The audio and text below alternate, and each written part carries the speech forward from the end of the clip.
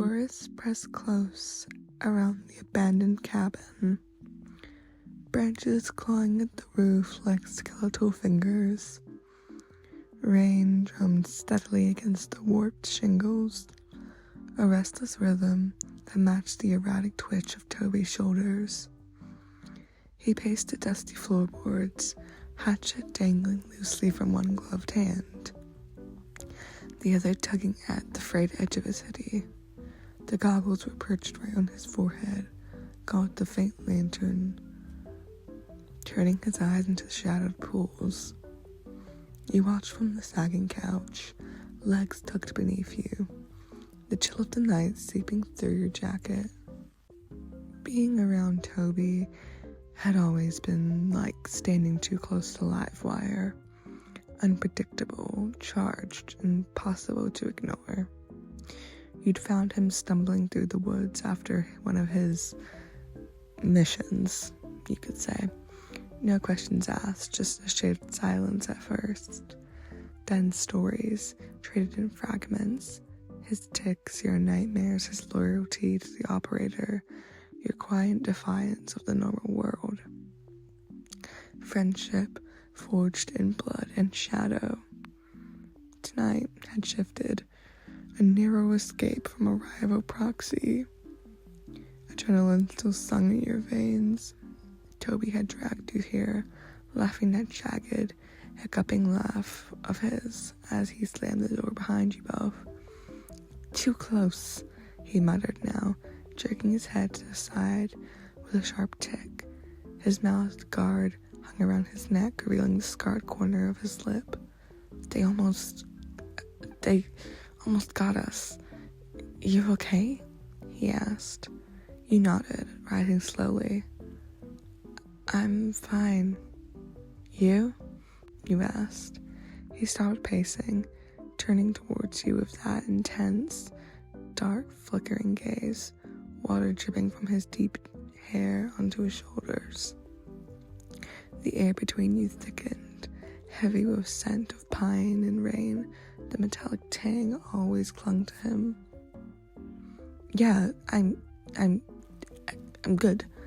His fingers flexed around the hatchet handle before setting it down on the table with deliberate care. He stepped closer, boots scuffing up the floor.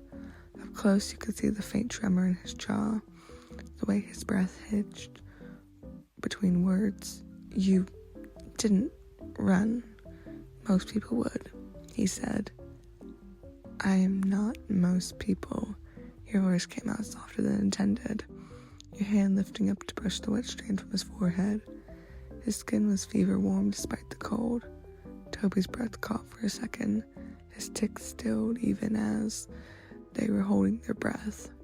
Then his hand came up, gloved fingers wrapping around your wrist. Not tight, never tight with you, but anchoring. No, you're not, he said. The pull had been building for weeks. Stolen glances at forest treks, his awkward attempts at bringing you small, quote-unquote gifts, a polished river stone, a feather from some unfortunate bird. The way he lingered when you patched his wounds. Tonight the adrenaline had burned to the surface.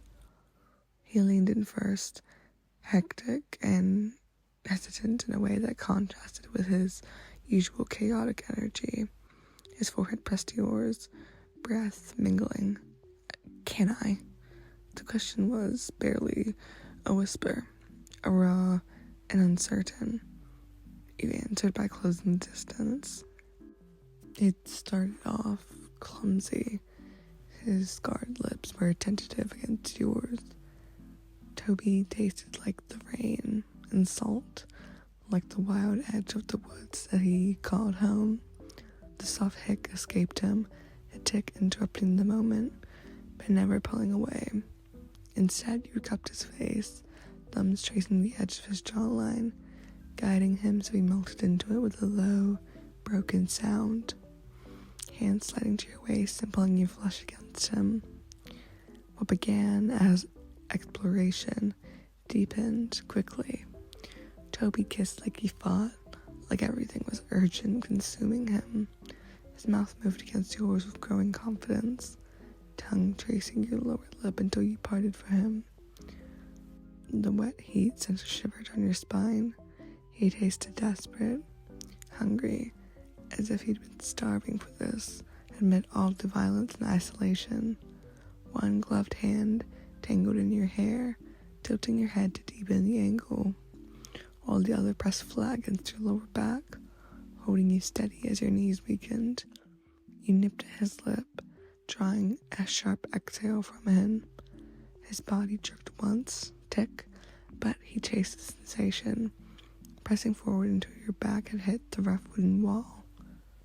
The lantern light painted flickering shadows across his face as he broke, just enough to trail his mouth along your jaw, teeth grazing the sensitive skin behind your ear.